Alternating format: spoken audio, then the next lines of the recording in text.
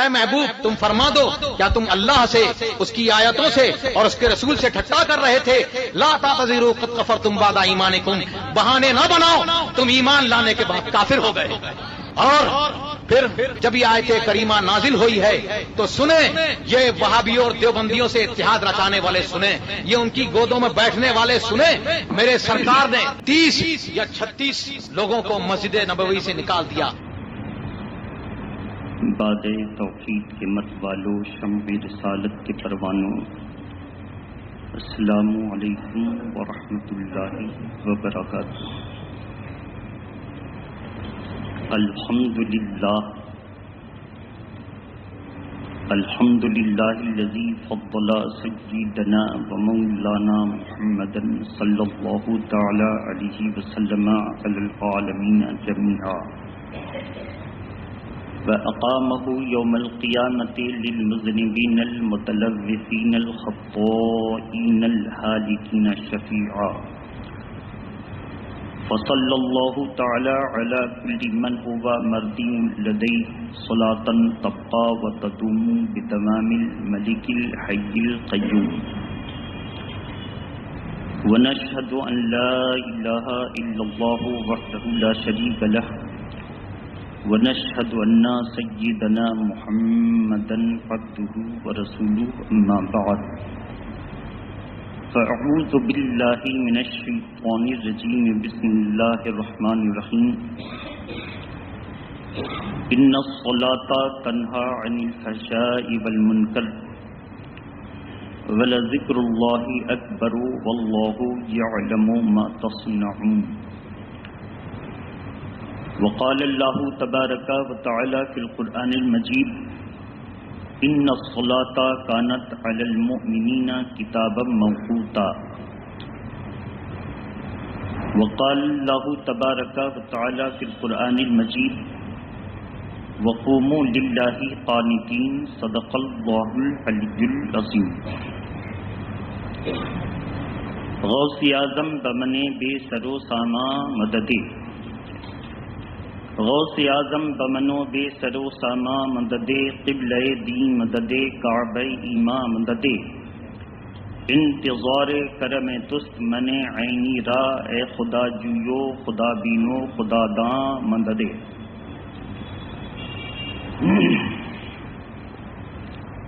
آن امن باشم کہ روز جنگ بینی پشت من، آمنم کہ روز جنگ بینی خاک و خو سرے۔ ہمارے دین کی حقانیت کے یہ دونوں شاہد ہیں، ہمارے دین کی حقانیت کے یہ دونوں شاہد ہیں، معین الدین اجمیری و محی الدین جیلانی۔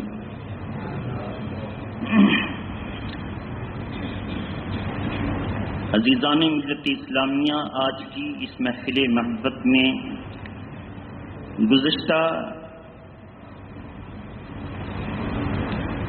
جمعہ سے منسلک نماز سے متعلق اور اس کے اراکین، اس کے واجبات، اس کے شرائط سے تعلق رکھ کر جو باتیں چل رہی تھی، ہم بفضلہ تعالی وبکرم محمد رسول اللہ صلی اللہ تعالی علیہ وسلم اسی سلسلے کو جاری رکھنے کی سعادت حاصل کریں گے۔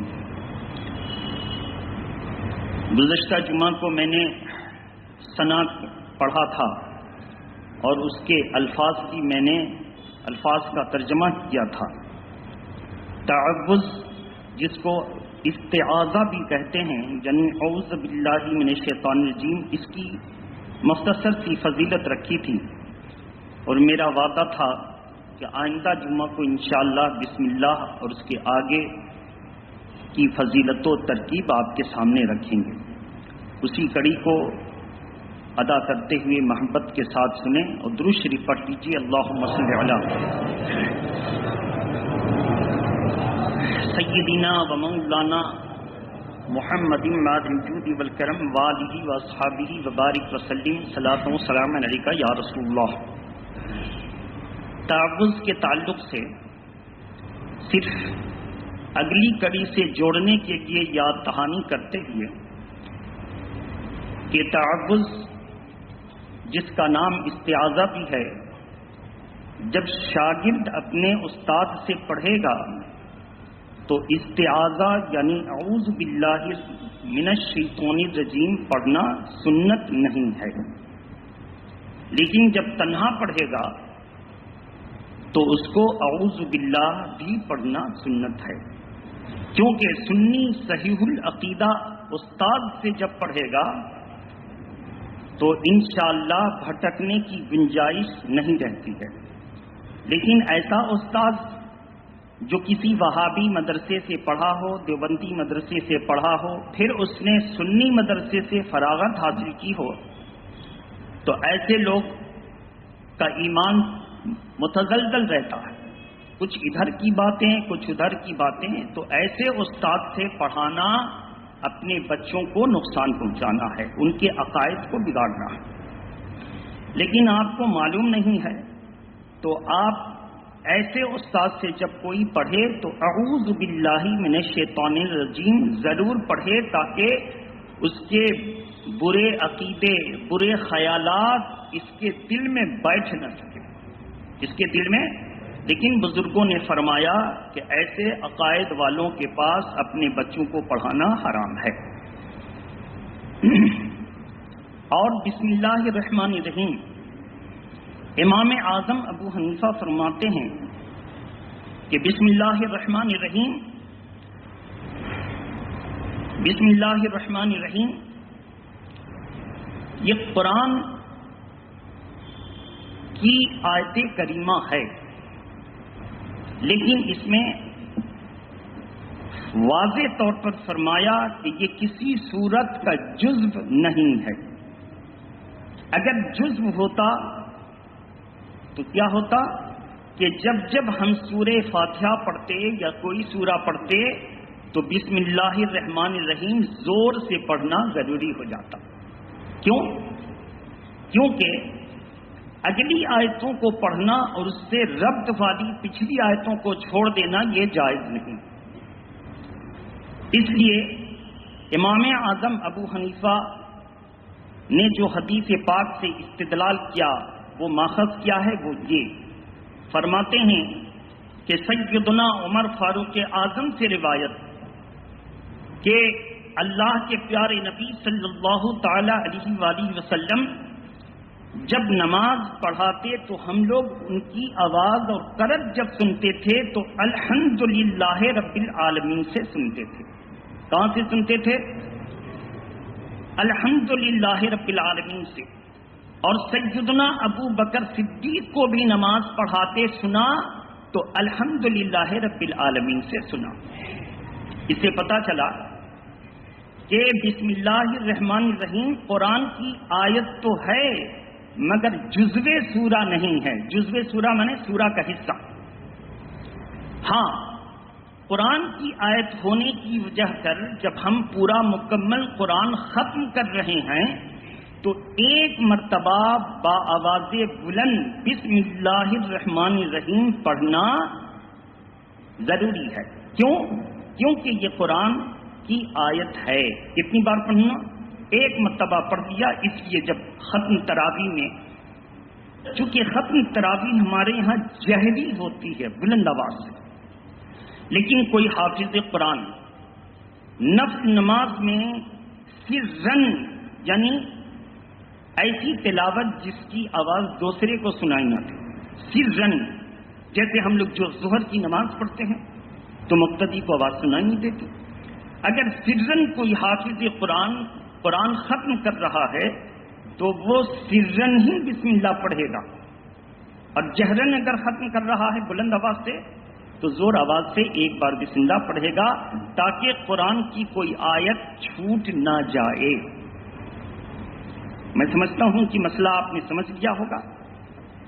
لہذا جب ہم نماز شروع کریں گے تو ثنا پڑھیں گے، اور ثنا پڑھنے کے بعد دھیرے سے اعوذ باللہ پڑھیں گے اور دھیرے سے بسم اللہ پڑھیں گے، اور پھر اگر جہری نماز ہے تو زور سے سورہ فاتحہ اور سورہ، اور سری نماز ہے تو دھیرے سے سورہ فاتحہ اور سورہ پڑھیں گے۔ یہی طریقہ سیدنا ابو بکر صدیق، عمر فاروق اعظم اور رسول پاک سے آج تک ہم لوگوں کی یہاں مروی ہے، جس کو بخاری اور مسلم دونوں شریفین نے نقل فرمایا ہے۔ بسم اللہ الرحمن الرحیم کے بارے میں حدیث پاک ہے کہ اللہ کے پیارے نبی صلی اللہ تعالی علیہ وسلم فرمایا، کل امر ذی بال لم یبدا ببسم اللہ فهو اقطع واجزع وابرم، ہر اہم کام جو بسم اللہ سے شروع نہ کیا جائے وہ ادھورا، ناقص اور غیر مکمل رہتا ہے، ادھورا، ناقص اور غیر مکمل رہتا ہے۔ اسی لیے ہر جائز کام سے پہلے بسم اللہ پڑھنا سنت ہے، ہر جائز کام سے پہلے۔ لہذا شوہر اپنی بیوی سے ملاقات کر رہا ہے تو یہ شریعت کے مطابق زوجہ کا حق ادا کر رہا ہے، بسم اللہ پڑھنا یہاں بھی صحیح ہے، بسم اللہ پڑھنا یہاں بھی اس کے لیے مستحب ہوگا۔ اگر کوئی ناجائز کر رہا ہے زنا، تو زنا خود حرام اور حرام کام سے پہلے بسم اللہ پڑھنا حرام اور گناہ۔ لوڈو، ڈمنی، کیرم بورڈ، تاش وغیرہ کھیل رہا ہے اور چاہتا ہے کہ اس میں میری مطلوبہ تعداد آ جائے، مطلوبہ چیز آ جائے، تو بسم اللہ پڑھنا یہاں حرام۔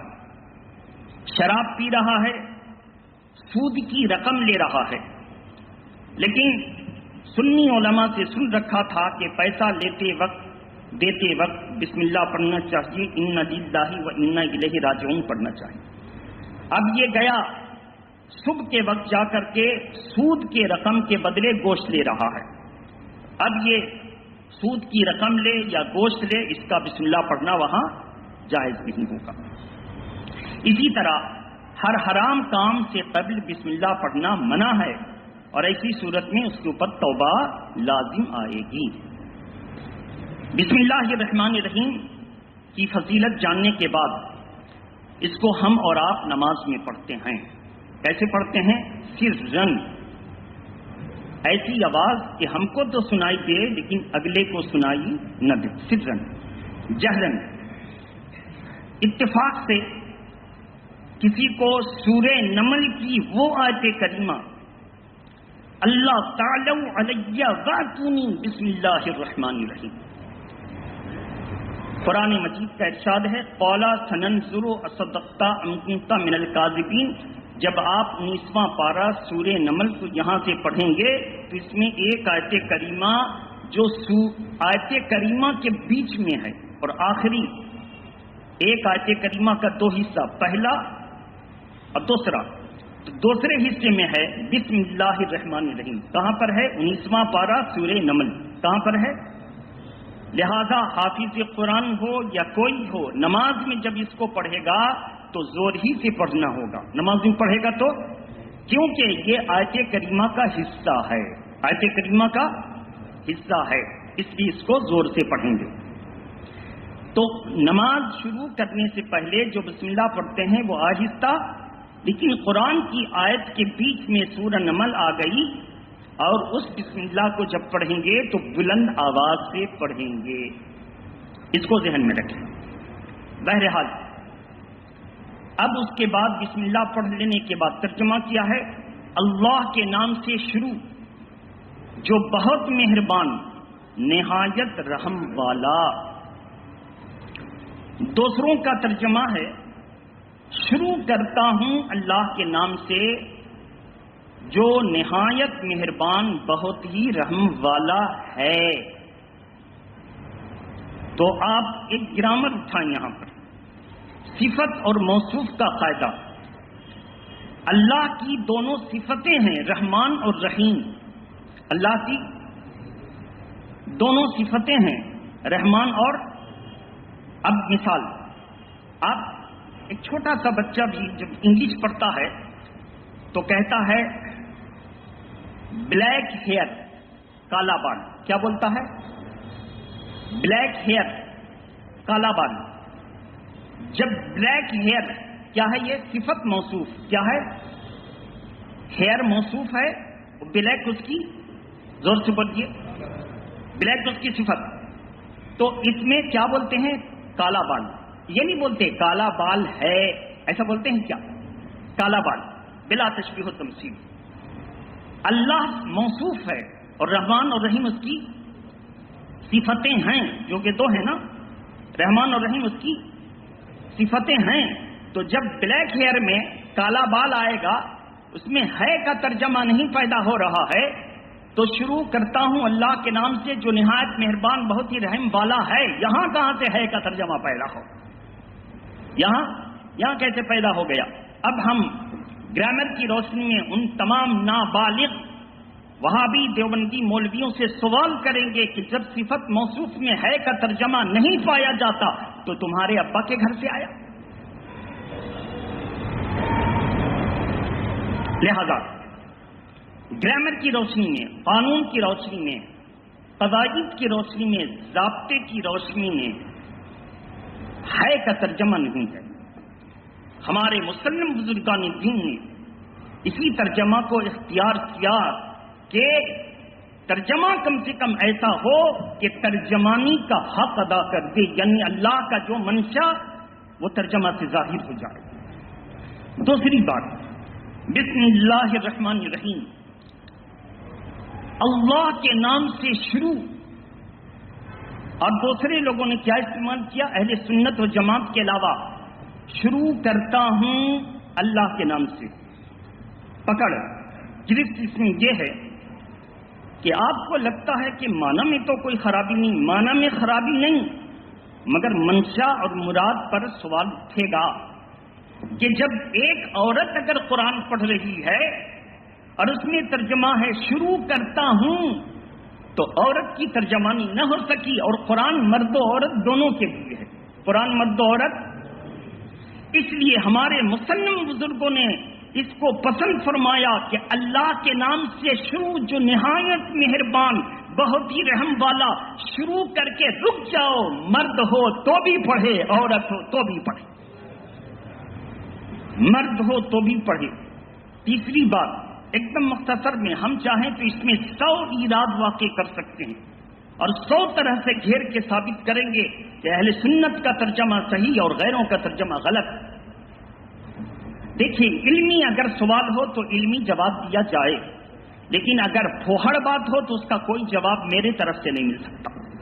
پھوہڑ کا کوئی جواب میری طرف سے نہیں مل سکتا. ہمارا کام ہے اللہ اور اس کے رسول کی دین کی خدمت کرنا، پھٹ کر بازوں کے جوابات دینا میرا کام نہیں ہے. تو ایسی صورت میں چونکہ یہ تقریر میری لوڈ ہوگی، اور لوڈ ہونے کے بعد پھر جتنے بدعقیدے گمراہ ہیں، حاسدین ساحرین پھر سوال کریں گے تو ہم اب یہ جواب دے دیتے ہیں. عرض یہ کرنا ہے، اللہ کے نام سے شروع کرتا ہوں نہیں، شروع کرتا ہوں. اہل سنت و جماعت سنی مسلمانوں کے پیشواؤں نے یہ طریقہ اپنایا اللہ کے نام سے. کیونکہ جب میرا دعویٰ ہے کہ قرآن شروع ہوگا تو کس کے نام سے، تو ترجمہ میں لفظ دلیل بن کر آ جائے کہ ترجمہ کی شروعات ہوئی تو لفظ اللہ لکھا گیا. بات سمجھ میں آئی؟ ترجمہ جب شروع ہوا تو لفظ اللہ آیا. اب کیا ہوا کہ جو دعویٰ تھا اس کے مطابق دلیل آ گئی. جو دعویٰ تھا، زور سے بولیے، جو دعویٰ تھا اس کے مطابق دلیل آ گئی، اللہ کے نام سے شروع. اب سوال ہے کہ بسم اللہ الرحمن الرحیم، اس کا لفظی ترجمہ ہوگا اللہ کے نام سے جو رحمان اور رحیم. یہ شروع کرتا ہوں کہاں سے آیا؟ شروع کرتا ہوں تو بسم اللہ با حرف جار، اس میں جلالت سے مل کر کے ظرف بنے گا. اب تدعو یا اشرعو کا، اب تدعو یا اشرعو اس میں مقدر ہے، یعنی بسم اللہ سے پہلے چھپا ہوا ہے. بسم اللہ سے پہلے، زور سے بولیے، بسم اللہ سے پہلے. تفسیر دیکھنا ہے تو جلالین جا کے دیکھیں. کون سی تفسیر؟ جلالین. اب تدعو یا اشرعو اس میں چھپا ہے، اور اشرعو کا مطلب کیا ہوتا ہے؟ شروع کرتا ہوں. اور اب تدعو کا معنی کیا ہوتا ہے؟ ابتدا کرتا ہوں. کیا کرتا ہوں؟ ابتدا کرتا ہوں. تو اب تدعو یا اشرعو جو مقدر ہے اسی کا ترجمہ اردو میں لکھا گیا اللہ کے نام سے شروع، اللہ کے نام سے شروع، اسی وجہ سے لکھا گیا۔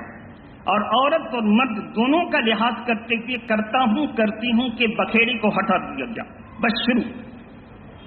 آج کوئی کرے تو بھی فائدہ دے، کل کوئی کرے تو بھی فائدہ دے، پرسوں کرے تو بھی فائدہ دے۔ اگر کہتا شروع کرتا ہوں، اس کا مطلب یہ کہ اب کر رہا ہے، کل کرے گا کہ نہیں کرے گا، کل کرے گا کہ نہیں کرے گا۔ لیکن جب شروع بول کے آگے بڑھ جاتا ہے تو اب بھی شروع، کل بھی شروع، مرتے دم تک شروع اللہ ہی کے نام سے کرتا ہے۔ درود پاک پڑھیں، اللہم صلی علی سیدنا حبیبنا مولانا محمد والہ واصحابہ وبارک وسلم، صلاۃ و سلام علیک یا رسول اللہ صلی اللہ تعالی علیہ وآلہ وسلم۔ تو اللہ کے نام سے شروع۔ اب جب آپ نے اللہ کے نام سے شروع کر دیا، بہت ساری باتیں اس میں تھی مگر ہم قطع نظر آگے بڑھیں۔ اب یہ شروعات ہو گئی تو اب آپ بولیں گے کہ مولانا صاحب بسم اللہ الرحمن الرحیم کا ترجمہ ہے اللہ کے نام سے شروع، تو اس سے پہلے تو ہم اعوذ باللہ پڑھ چکے تھے۔ اس سے پہلے تو قرآن پڑھنے سے پہلے جو اعوذ باللہ پڑھے تو شروع کہاں سے ہوا؟ اعوذ باللہ سے یا بسم اللہ سے شروع؟ تو وہ شروع عرفی ہے، شروع، اور یہ شروع حقیقی ہے۔ بولیے شروع حقیقی ہے، شروع حقیقی ہے، یہ شروع حقیقی ہے۔ مثال بہت سی ہے۔ آپ جب کلکتہ جائیں گے تو سفر کی شروعات کہاں سے کیا؟ بھدریشور اسٹیشن سے یا بدیا باٹی سے۔ کہاں سے کیا؟ ٹھیک ہے نا؟ یہ شروع حقیقی ہے۔ سفر کی شروعات کہاں سے ہوئی تھی؟ گھر سے۔ زور سے بولیے، اب تو مثال سمجھ میں آ گئی نا؟ شروع دونوں ہے، بولیے شروع دونوں ہے۔ چلیے اور اوپر اٹھیے، آپ بنگال سے باہر گئے، آپ سے کسی نے پوچھا کہاں سے آ رہے ہو تو بنگال سے، صحیح ہوا نا؟ زور سے بولیے، آپ کا سفر شروع کہاں سے ہوا ہے؟ بنگال سے۔ بنگال سے شروع ہوا، یو پی گئے، بہار گئے، جھارکھنڈ گئے، یہاں سے پہنچے راجستھان آ گئے۔ شروع کہاں سے ہوا؟ بنگال سے۔ لیکن جب بنگال میں آ کر بولیں گے تو شروع کہاں سے ہوا؟ ہگلی سے۔ اور ہگلی میں آ کے بولیں گے شروع کہاں سے ہوا؟ بھدریشور سے یا بدیا باٹی سے۔ اور وہاں آ کر کے بولیں گے شروع کہاں سے ہوا؟ بات سمجھ میں آ گئی؟ طویل بحث میں ہم نہیں جانا چاہتے ہیں۔ درود شریف پڑھیں، اللہم صلی علی سیدنا شفیعنا حبیبنا مولانا محمد وآلہ وصحبہ وبارک وسلم، صلاۃ و سلام علیک یا رسول اللہ صلی اللہ علیہ وآلہ وسلم۔ اب الحمدللہ رب العالمین، یہاں پر پھر ایک سوال آپ کر سکتے ہیں کہ حضور کی حدیث پاک ہے، ایک دم سنیے گا غور سے، قرآن اور حدیث کو سن کر کے مومن کا دل فزادتہم ایمانا، فزادتہم، ان کا ایمان اور زیادہ ہوتا ہے۔ زور سے بولیے، ان کا ایمان اور زیادہ ہوتا ہے۔ الحمدللہ رب العالمین، تلفظ کی ادائیگی کا خاص خیال رکھیے گا، توجہ سے سنیے۔ الحمد، الحمد، فرق محسوس ہوا؟ زور سے بولیے، پھر سے سنیے۔ الحمد، الحمد، فرق محسوس ہوا؟ الحمد ہائے حوض، ہائے حوض، اس کا معنی ہوگا پھٹا پرانا کپڑا۔ کیا معنی ہوگا؟ اور الحمد ہائے حتی، گرامر کی روشنی میں حتی میں جو ہا ہے وہ ایسے والی ہا، حوض میں جو ہا ہے وہ گول۔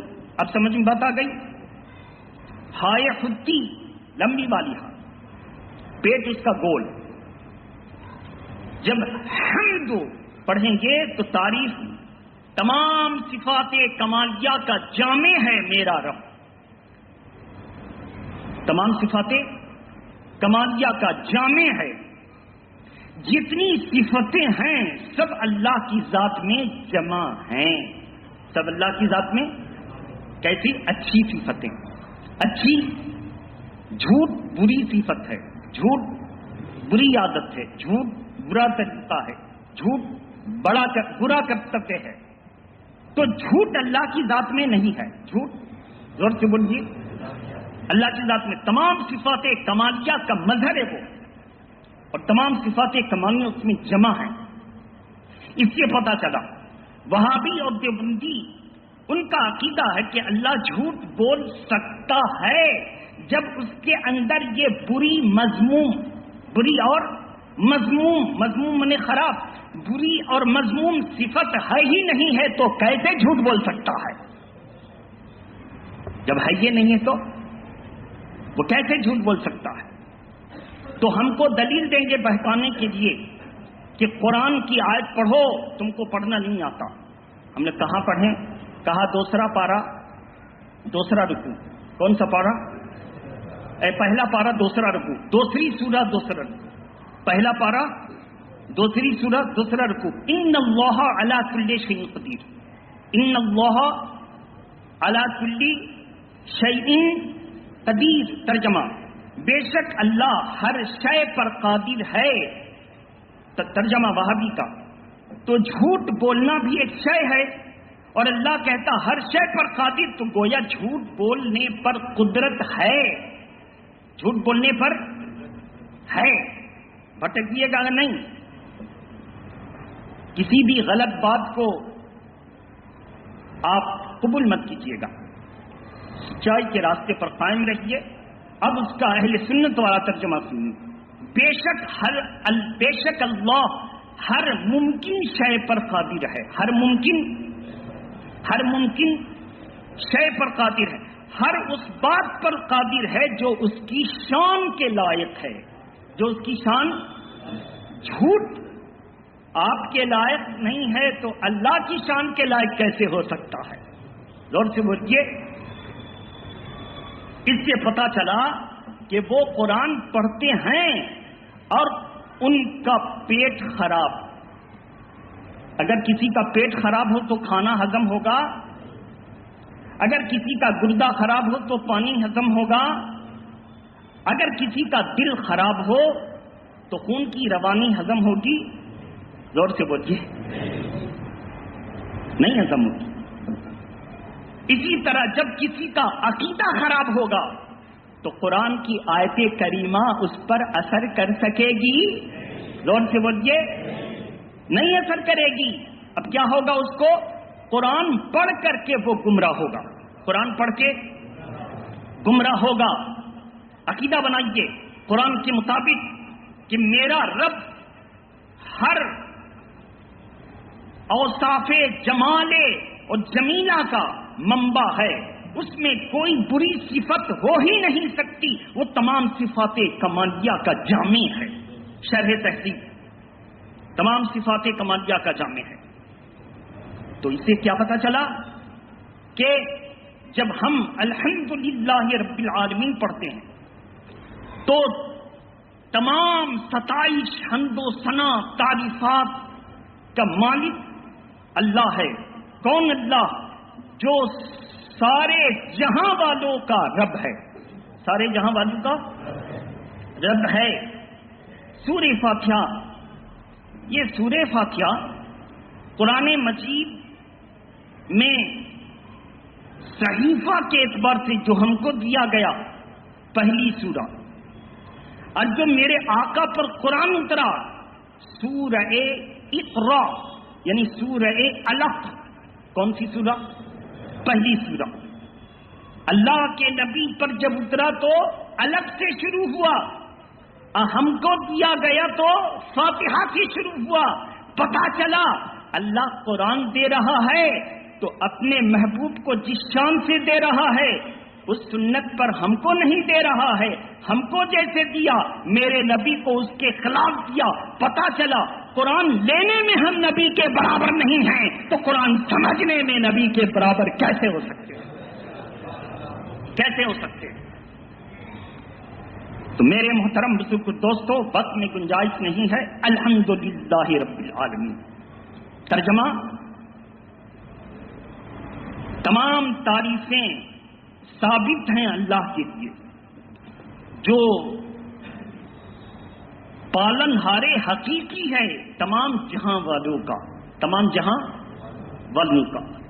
رب منے پالنہار، فارسی لفظ.